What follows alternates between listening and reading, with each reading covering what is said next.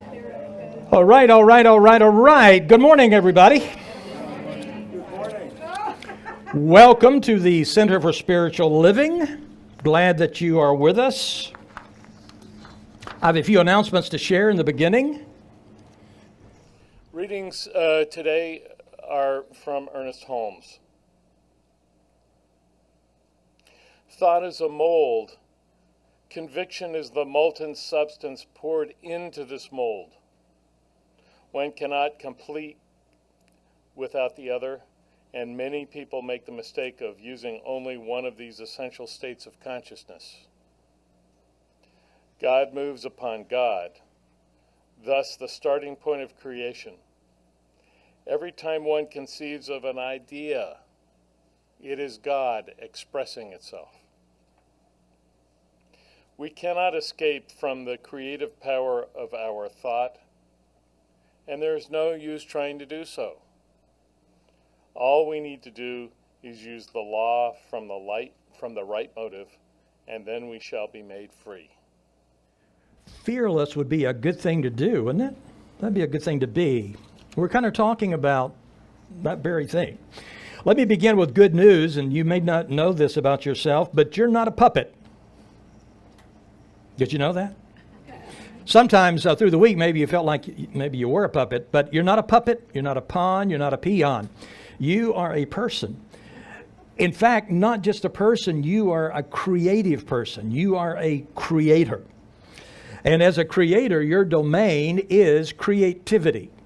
In order to really plug into creativity, you've got to have courage, you've got to have passion, and you've got to have confidence. And if you have those things, then you would be fearless. So my talk is about confidence today. And I enjoyed thinking about it this week. I enjoyed putting the ideas together and realizing I had about 6 hours and thinking, well, I can't really do that. And so sorting through exactly what I wanted to talk about. And I think a good beginning would be a definition. Now, I've heard about confidence almost all my life. I've read some books about it, heard strategies, and I've heard self-development people talk about it. They say things like this, especially sometimes people will say, well, I need confidence with the opposite sex. And I've heard advice like this: comb your hair, wouldn't help me that much, but comb your hair, brush your teeth, get you a new suit, shine your shoes, you'll have confidence. And I think in some ways that's absolutely true. But I want to go deeper than that with you. I don't want to be so surface. And so if you go deeper, you've got to dig down into the etymology of the word. You've got to look at the Latin and the Greek and all of that. And so if you look at it from that angle, you find out that confidence means to be sure of something, to believe in something, to have full trust in something. And if you take the word self, slap that onto confidence, then you have self-confidence. So self-confidence means to have full trust in yourself. It means to believe in yourself, to know that no matter what happens in your life, you can handle what happens. It means you believe that you can take whatever life happens to dish out. So that's a pretty good definition. It means you're not going to break. It is the internal belief that I've got this. I can handle this situation. And if you go deeper into the definition, it also implies that there's no anxiety. But that wouldn't make sense, because if you feel confident you can handle anything that happens, then there would be no anxiety because you're confident. You're sure of something. Now, sometimes people are confident in specific domains. For example, maybe you're a confident driver, but not a confident flyer. Maybe you're confident on the gun range, but not so much if you're taking a test. You get scared then. Maybe you're confident in doing mathematics, but not so much in public speaking. So it really depends. Sometimes we're confident in one thing and not another. Confidence can also just refer to being confident in a general way, so that you just approach life itself with a sense of confidence. So the real question I want you to ponder, and I've pondering with you, is, do you really trust yourself? Or do you live in fear that something big could happen and you would fall apart if that happened, if that occurred? Do you have a deep trust in your ability to handle whatever happens? And what does it take to have that kind of confidence? What does it take to have that kind of courage, that kind of fearlessness? It's important. Confidence is important because if you're really going to be happy, you're going to have confidence. If you're really going to have love in your life, you're going to have confidence. If you're going to really succeed in life, you're going to have some semblance of confidence at least. And it's easy to have confidence when everything's coming up roses. But when we need it most is when we can't find any roses. We need it most when things get rough and things get tough. And confidence allows and enables a person to move through situations that maybe some other people could not move through. I read this week that from pain comes wisdom. From fear comes courage. From suffering comes strength. And we've known that for thousands of years. And I think that's true, but there's a condition. And the condition is confidence. Because if you're moving through tough situations and you don't have confidence, it may not turn out to be such a great thing.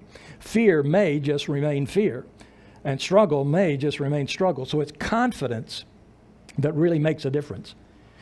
For at least 3,000 years, people have been talking and thinking and writing about confidence, about how to get it, how to keep it, how to focus your mind, how to deal with stress, how to excel under pressure. And we know that because we can go back in history and see what people have been talking about. Those are the universal questions, and all of us have to deal with those sooner or later. When I think of confidence, one of the first things I want to know is I want to know what other people have learned over the years. And so if you go into the world of wisdom and you look at people like Aristotle and Homer and Confucius and the ancient Psalms and the Proverbs and Buddhism and Christianity and Epictetus and the Stoics, and you begin to dig around a little bit in history, you might be surprised to find that all of those people sort of say the same thing. I'm convinced that those people, if they thought that their wisdom and their teaching was reserved just for classrooms or books, they would be severely disappointed because they never wanted their teaching to be in a classroom or in a book. They wanted their teaching to be in your life and my life. They wanted it to be how to deal with life for real, with what's happening. Confidence is a skill, and that means it's something we can learn, we can cultivate. If it wasn't a skill, something we could learn, there'd be no reason to even talk about it. When Aristotle gave his great speech on the nature of a good life, what is a good life? He began by making one thing clear. He said there's no simple equation for it. In mathematics, it's precise. 7 times 7 is 49. That's always true. But in life, it's not as easy. In life, if you ask, how can I overcome fear? How can I deal with life? It's simply not that simple.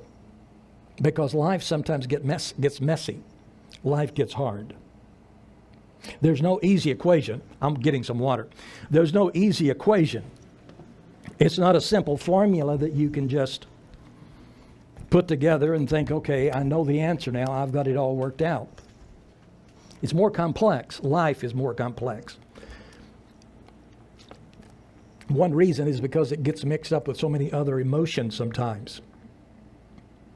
You may be disappointed to know that no one's going to give you a prize, probably. There's no certificate. There's no T-shirt you're going to get if you're confident. I've never climbed a mountain professionally. But when I lived in Colorado, I met a couple people that had. And I talked to them, and they talked about the importance of, well, they said one of the most important things was packing light. How do you pack?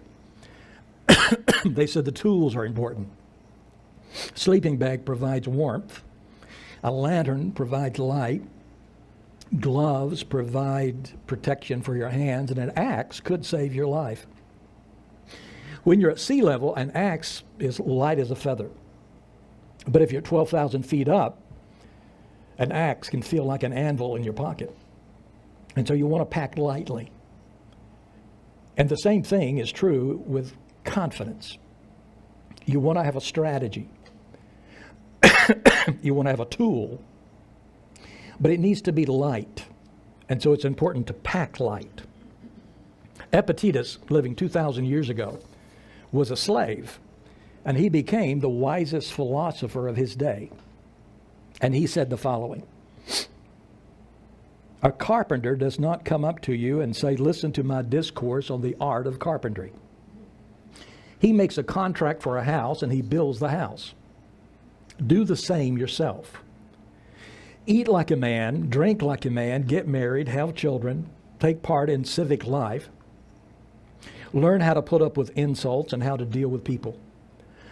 And what he was saying is that you want to bring confidence into your normal, everyday kind of life. I'm not going to ask if you have a philosophy, because I already know you do. The real question is, how's it working? Is your philosophy helping you have confidence as you move through all the different things that can happen in life? Thoreau said, if I lose my voice, Sandy, you can take over. Thoreau said the best philosophies solve the problems of life, not only theoretically, but practically. So it has to be a practical thing. Try not to let my cough bother you, because what we're talking about is important. It's important because we need confidence throughout our lives. I suppose we could go weeks without food. We could go a few days without water and sleep. And you could only go a few minutes without oxygen. And if you don't have those things, your body begins to just break down. I also believe that if we don't have confidence, if we don't have courage, if we don't have that presence in our lives, we also begin to break down and we lose the most important thing to us, which is life. Confidence grows out of what's happening. I read this week this statement: you need a worthy struggle in your life. And I agree with that. Our purpose of life is not to avoid struggle. And if someone told you it was, they lied to you. Because struggle is part of the deal. It's part of life. It's part of growing. Einstein said, there's only one road to true human greatness. And that road is through suffering. So if you're going to trust yourself when the chips are down, there's some things you can do to prepare for that. And it comes down more than anything else, I think, to just one thing. And that one thing is identity. You know, people have said a long time ago, know yourself. It's essential that you know yourself. Identity is the key to the whole deal. If something happens, people will often say, well, how do you feel? How do you feel? Well, I woke up this morning, I felt pretty good. By midday, I felt kind of depressed. And by bedtime, I felt a lot of anxiety. How do you feel? And I'm going to suggest that when we dig into feelings like that, sometimes it ends up trapping us and actually taking our power away. If I could give you a piece of paper and a pen, I'd ask you to write down 3 words. Write down feelings, and then under feelings, write the word action. And under action, write down identity. And if you look at that, in that order, feelings, actions, identity, that's how most of us have been taught to live. And that order will actually steal your confidence and your courage. In our culture, we are taught to put our feelings first, above everything else. So if something negative happens, we ask, well, how do you feel? And then once we gather that information, we say, well, so what are you going to do since you feel that way? Someone says, I'm angry, so we expect them to act that way. Someone says, I'm sad, we expect them to act that way. And so we put feelings above everything else. We build our life on how we feel. I don't know if you've noticed, but feelings change quite often. Sometimes every minute or two. And so I want to start a new trend today. The new trend is not going to be brand new because it goes back 3,000 years at least. But it may be new for our culture. And the new trend is that I am more interested in who you are than how you feel. With your children, be more interested in who they are than how they feel. Teach your children that. And for myself, I want to ask, who do I want to be? That's the question. Not how am I feeling in this moment, exactly at this time, but who do I want to be? What do I want to become? On a spiritual path, you want to begin by asking, who am I going to be? And if I make a decision that I'm going to be courageous, if I make a decision that I'm going to be loved, if I make a decision I'm going to be kind, you see, that's what counts, and that's what matters. And then the actions follow along, and then the feelings follow along behind that. And that's how we create confidence. That's how we create a confidence that's unshakable. You decide what you want to be and you move from that. So you choose a noble identity. Choose a beautiful identity. Now, feelings are important. And I'm not saying feelings are not. But you want to begin with your identity. That's how you build a strong, confident life. When I was just 16 years old, stealing books from the library, if I'm honest about it. I especially enjoyed psychology books in those days. My mother said, wow, they're really nice to you to give you all these books. And one book was by Plato. So I'm 16 reading Plato. Plato had a nice way of saying it. He said,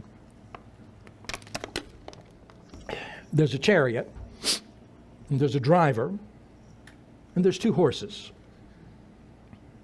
In the chariot, the driver is the person in charge. Reason, the chooser, the one who decides. And the two horses represent emotions. One horse represents base emotion, appetite, passions, and the other horse represents higher, nobler emotions. And the point that Plato was making was that you are not your emotions. Now, you need emotions, because without the emotions, your chariot's not going to move. Emotions give you, well, they're called emotion. They give you the motion. They give you the push, the drive. And so you need those emotions. But what we do most of the time in our culture, at least that's what we're taught, to put the horses first and let them be in charge. And so I'm urging you, get in the driver's seat. You get in the driver's seat, you set the identity, and then you can use those emotions to go anywhere you'd like to go. But it's important that you be in the driver's seat. Otherwise, we can get in a lot of trouble. And so that's what Plato suggested. And I thought about an example. I wanted to give you an example of someone who used emotions in that way, where they put identity first and then emotion. I thought of somebody. I thought of probably one of the more angry individuals that you can read about. Somebody chuckled. They must know this person.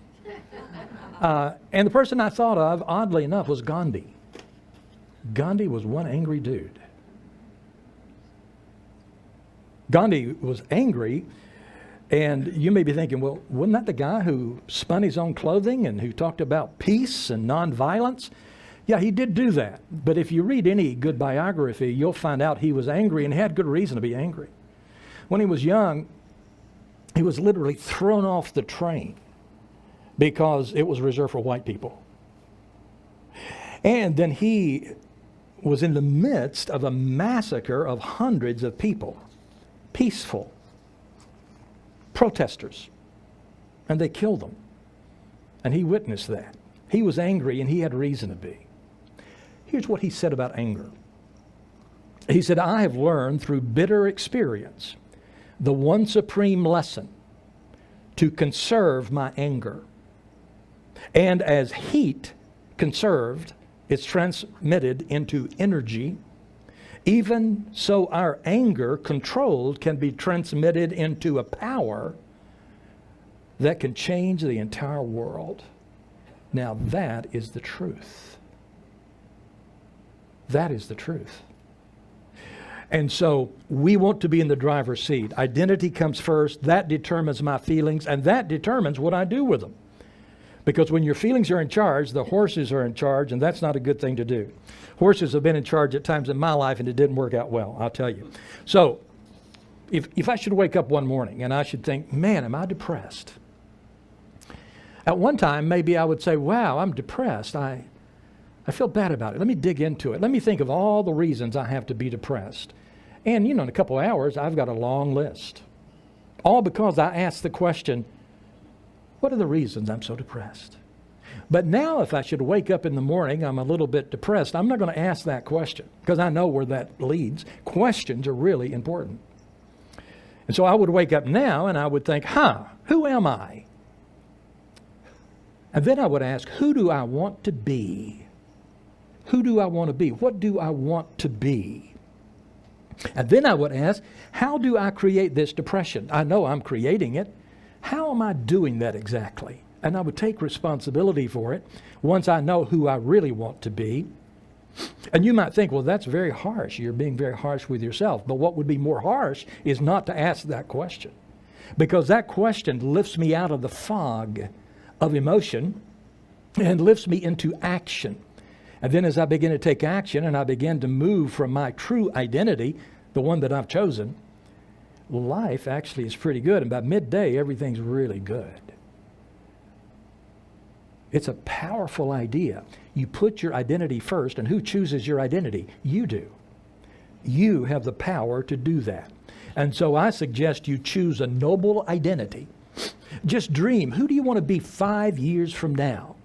And you dream that. And then you say, I'm going to begin being that today. I'm going to begin living like that today. Choose a beautiful identity. In fact, some of you spiritual people could choose a divine identity. You can take the qualities and attributes of your concept of God, love, peace, joy, and you can say, that's who I am. And that's how I'm going to talk. That's how I'm going to walk. That's how I'm going to relate to other people. And if things are going crazy around me, I'm going to behave like the true person that I am. And so number one, put identity before feeling. And number two, ritualize it. Because if you don't calendarize it, if you don't ritualize it, if you don't make it part of your daily life, nothing's going to change. You'll walk out thinking, that was a good talk. And an hour later, you're back with the horses pulling you somewhere. So you want to ritualize it in some way. Maybe by asking the question, who do I want to be? Ritualize it in some way. Plotinus in 250 AD, and I just like this quote, he said, never cease chiseling your own statue.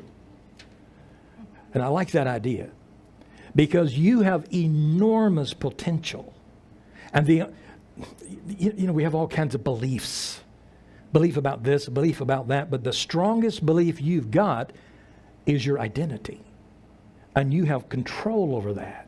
So that means you have enormous potential to create anything, to be anything. It's really an important thing to do. So you want to calendarize it. You want to ritualize it. You want to make it into a habit in some way. A habit. Habit. And the third thing I wanted to say, and I'm just talking to you as if it's just you and me. And, if you're with me so far and you're thinking, okay, so I'm going to put my identity first, quit wallowing in emotions and put my identity first. And I'm going to choose that identity from the highest source that I possibly can.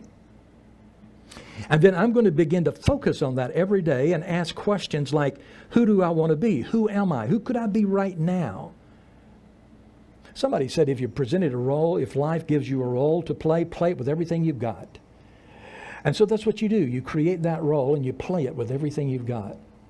But then number 3, and this is an important one too, and that is you can't wait till the lightning strikes. And so many people wait until the lightning strikes. I'm going to do something really great as soon as the miracle occurs. As soon as the epiphany comes, I'm going to really do something great. And so we're waiting until that big moment. You just wait till it happens. I'll show you what I'm made of. And so I'm going to suggest we can't wait because lightning may never strike you. And we could wait our entire lives to really do something great with confidence, but nothing ever really happens. And so you don't want to wait. And I think we wait because we're waiting for the magic. I like magic. I mean, who doesn't like to see a woman sawed in half? I mean, all of us enjoy that. And then, she's put back together and we go, yeah, that's the kind of thing I'd like to see. We like things to be dramatic. It's fantastic to see someone, one of my favorite shows when I was a kid was The Rifleman. And I watched a little bit of The Rifleman yesterday. I found it. And it reminded me, in one of those little programs that educated my young life, one of those programs had a guy who was a coward. He was just a coward. And then in that 30-minute show, or probably 20-minute show, about halfway through, something happened. And he became a hero. He was brave. But normally life doesn't happen like that. Things usually don't fall into play like that. I know we'd like to imagine that we will rise to the occasion. But you know what really happens most of the time to people when life gets tough? Under stress, when people are afraid, they normally don't rise. They normally sink to the level of their identity. They sink to the level of their habit. They sink to the level of the horses instead of the driver of the chariot. And so that's why it's so important to do something now. Now people do change. I grew up almost entirely with alcoholic males. And I saw some of those men stop drinking. And an alcoholic doesn't stop drinking until he decides. And some of them decided. I've seen soldiers come out of war, and I've seen some of those soldiers not do so well, and then I've seen others be transformed. I know women who were in abusive situations, and you think they'll never get out of that situation, but they do get out of the situation. They perform real magic. Something magnificent happens in their lives. I've seen that happen. But it doesn't happen because lightning strikes.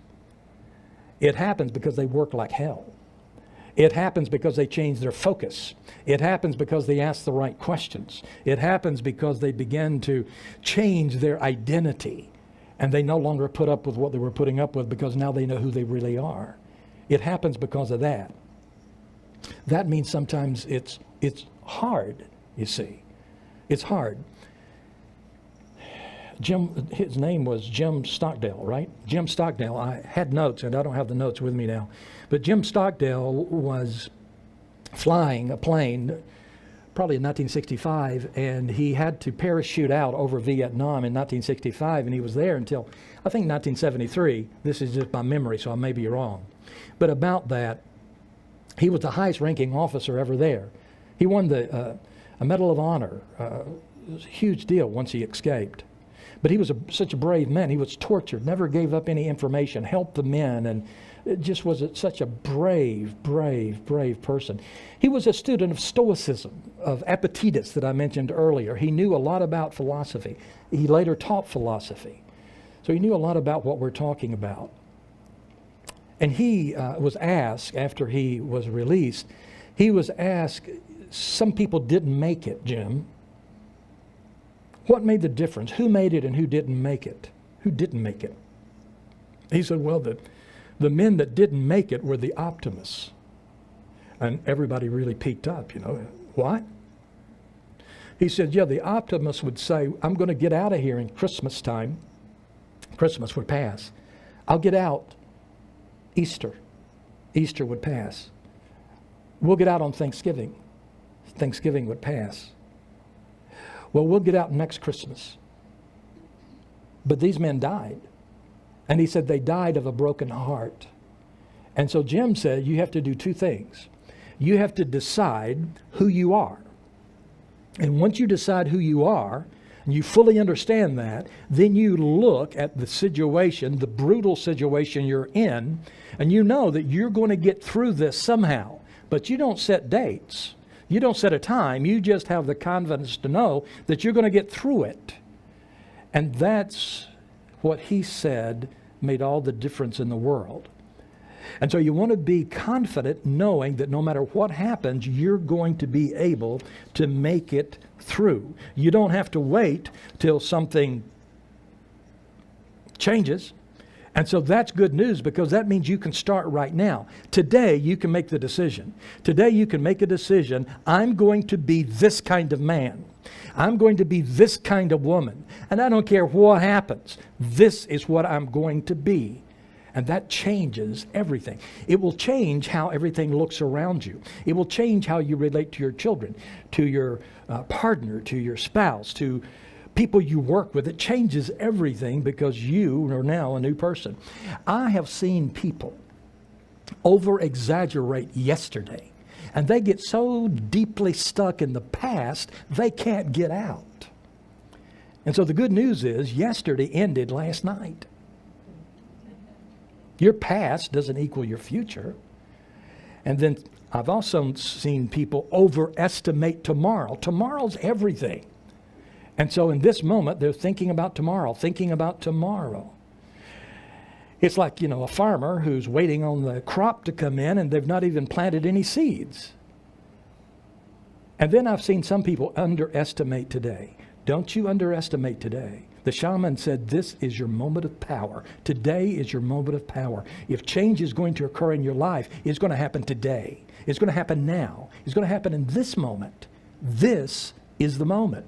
And so you can decide, even sitting right there, who you're going to be. And so you decide where your focus is going to be today, and then you spend the rest of your life managing that decision that you made today. That's how you make a great decision. Benjamin Franklin said, one today is worth two tomorrows. He said, what am I to be? I am now becoming in this moment. So today is your masterpiece. So you don't want to throw it away. Today's the day. And so what you're going to do, because you're not going to wait till lightning strikes, what you're going to do is decide who you're going to be, and then you begin to build it. You begin to build it. You begin to build it. You begin to pull the bricks together, and you begin to build it. And if you say to me, yeah, but I don't feel like it. I don't really care what you feel. And now feelings are nice and feelings are important, but I don't really care what you feel, because I understand your destiny is shaped in the moment of your decision. And that's good news. And I couldn't tell you anything that's more true than that. It's absolutely true. And so you ask, who do I want to be? How would that person walk? How would that person talk? How would that person think? Because that's exactly what I'm going to do. Now, you may already be thinking. You may be turned off already because you're thinking, uh-oh, I think I understand what he said. I think he's saying I'm responsible for my life. Oh, no, not that.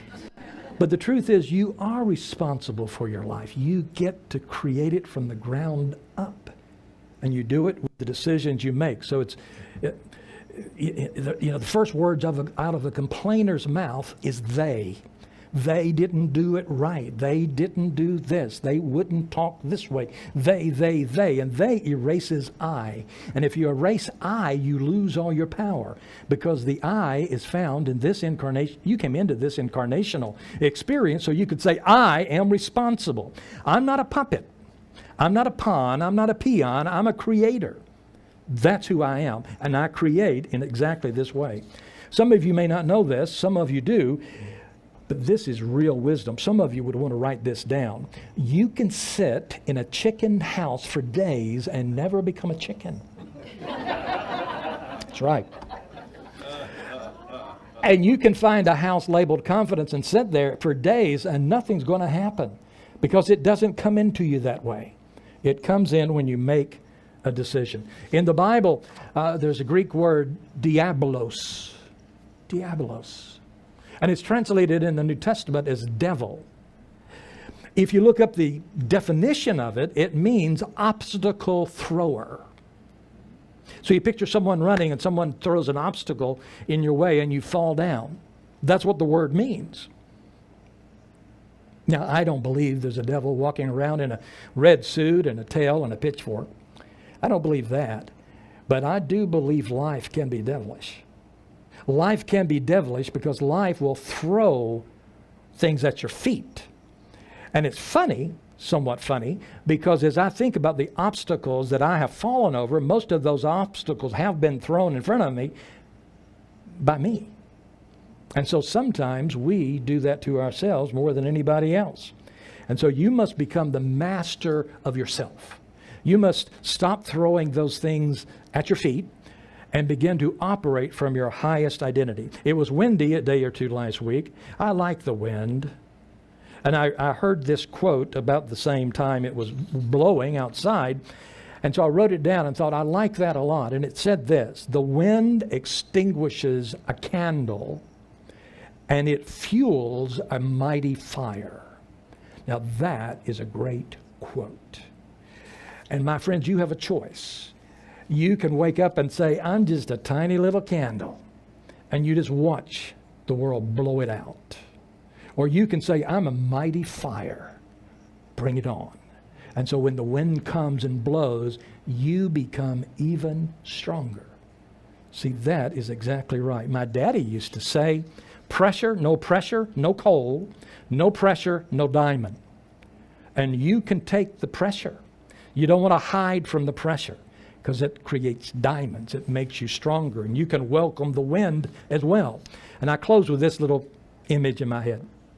The image is that you are a little package, about that big, a package, and you're going to be mailed somewhere. And so you're on the conveyor belt, and they're going to put a little stamp on you as the package, a little sticker. And you have some choices here. One sticker that you can get says fragile. And that means you would say things like, be careful with me. Don't hurt me. Don't drop me. I'll break. And maybe you say to the other package next to you, I'm so scared. I'm fragile. Or you could get another sticker. It could say robust.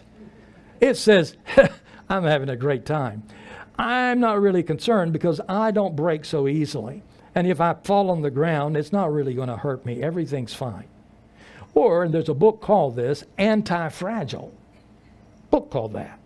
You could get that sticker, and that's the opposite of being fragile. And that means not only are you not afraid to be broken, that means you actually invite the wind, invite the problem, invite whatever happens to be coming along, because you know whatever happens is going to make you stronger. You can take poison and turn it into medicine. You can take hardship and turn it into power. That's the real magic. The real magic is inside of you. The real magic is in your attitude.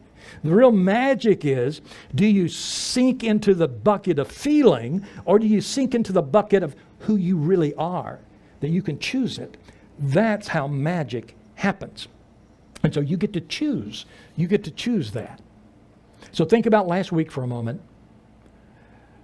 Last week, as the package that you are, what did your sticker say last week? Just think about last week in general. Who were you last week? And then think about this week, this coming week, because today's the day you make the decision. What sticker are you going to have on there? It makes all the difference in the world. And in case you can't think of one, I'll suggest 2 or 3. Indestructible. Would that make a difference? You damn right it will. It will make a difference. Indestructible. Courage. Compassion. No matter how anyone else treats me. Compassion. Love. Creator. Fully confident. Indestructible confidence. Grab yourself a sticker and stick it on there. And make that your identity. It will change everything. Let's turn within.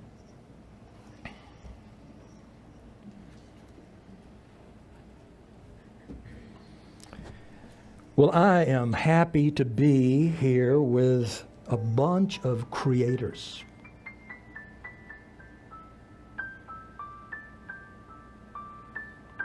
I know little one-celled animals that create. I know dogs that create, and cats that create, and squirrels that create, elephants create, tigers create. Everything creates. But in this moment, we realize that, not that we're smarter than other animals, but we realize that we do have choice. We do have choice. And so we can choose to climb. We can choose to walk with confidence. And it's not based on what's happening around us. It's not based on situations. It's not based on circumstances. And it can go through anything. I guess this is a prayer. A prayer, we really talk more to ourselves so we can align ourselves with what's true, what's powerful. And so you choose your identity and choose it well, because you have the capacity, the power to work miracles when you choose the highest identity. And that's your power. That's what you are. That's what I am.